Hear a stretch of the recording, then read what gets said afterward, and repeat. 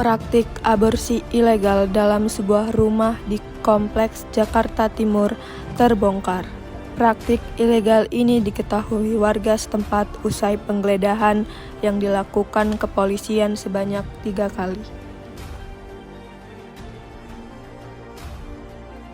Kenakalan remaja adalah salah satu isu yang sering menjadi perhatian di masyarakat. Salah satu bentuk kenakalan yang memprihatinkan adalah kehamilan di usia muda. Wanita berinisial M, seorang remaja yang terlibat dalam kenakalan remaja.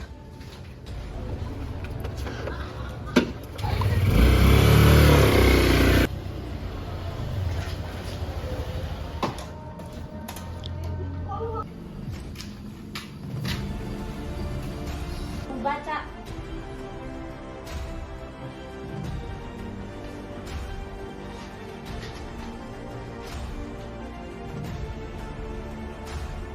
Dia bersama kekasihnya yang berinisial D terlihat cekcok.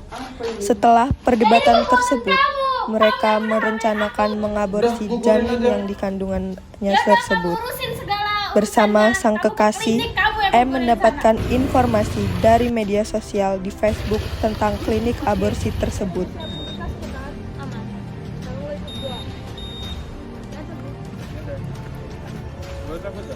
O, calo dari pemilik klinik yang bertugas sebagai pengantar pasien ke tempat klinik.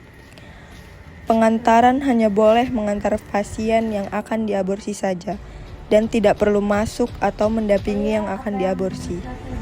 Sesampainya di sana, mereka melakukan pendaftaran berupa berkas KTP-M dan KTP-D sebagai pendamping dan juga meminta bukti USG. Selesai melakukan pendaftaran, D dilarang ikut mendampingi M untuk melakukan aborsi di ruangan klinik. MR, pemilik klinik abal-abal dan seorang asisten TL melakukan praktek aborsi di dalam sebuah kontrakan dengan alat seadanya.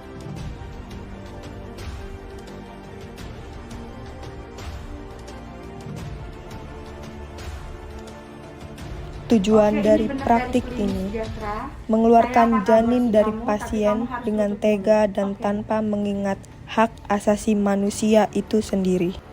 Aborsi dilakukan di kamar pribadi milik MR.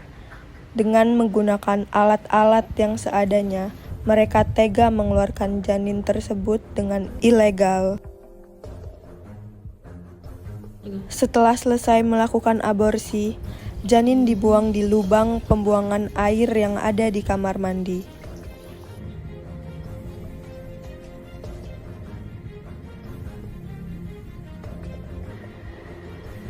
Halo? Lapor Pak, saya dapat info baru mengenai klinik aborsi ilegal di Jakarta Timur. Siap, tim akan menuju lokasi. Terima kasih.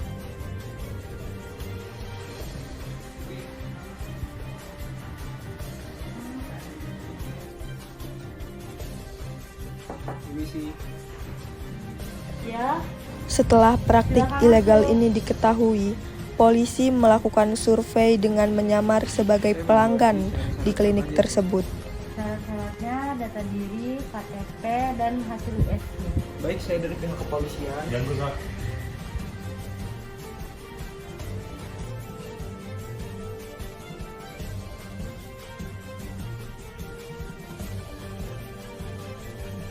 Aborsi menurut KUHP dikategorikan sebagai tindakan kriminal atau abortus pro factus kriminal. Ketentuan KUHP mengatur mengenai abortus pro factus kriminal dimuat dalam pasal 346, 348, dan 349. Kemudian juga menurut perspektif HAM dan Pancasila telah disebutkan dengan jelas berdasarkan sila kedua, yaitu ketuhanan yang adil dan beradab, mengakui dan memperlakukan manusia sesuai dengan harkat martabatnya.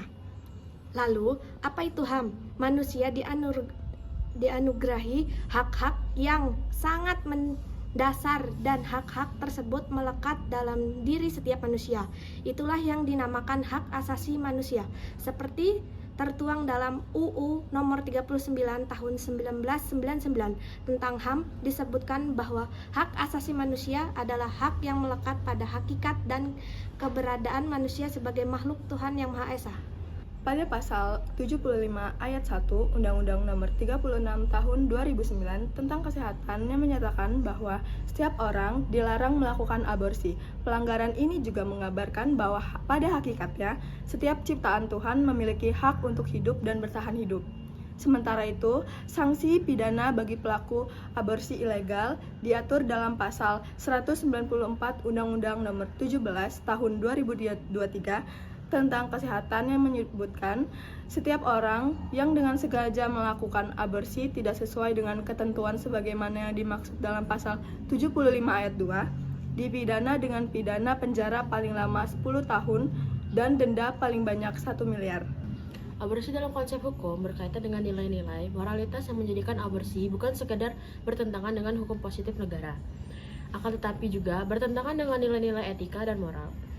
Melegalkan aborsi berarti memisahkan antara hukum dan moral. Oleh karena itu, walaupun aborsi diperbolehkan dari segi medis dengan syarat-syarat tertentu, aborsi tidaklah dibenarkan dalam Undang-Undang 1945 Pasal 28A dan Undang-Undang Nomor 39 Tahun 1999 tentang Hak Asasi Manusia.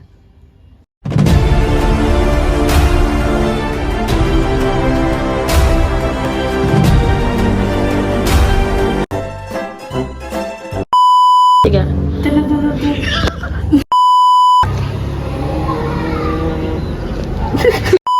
Dua, tiga.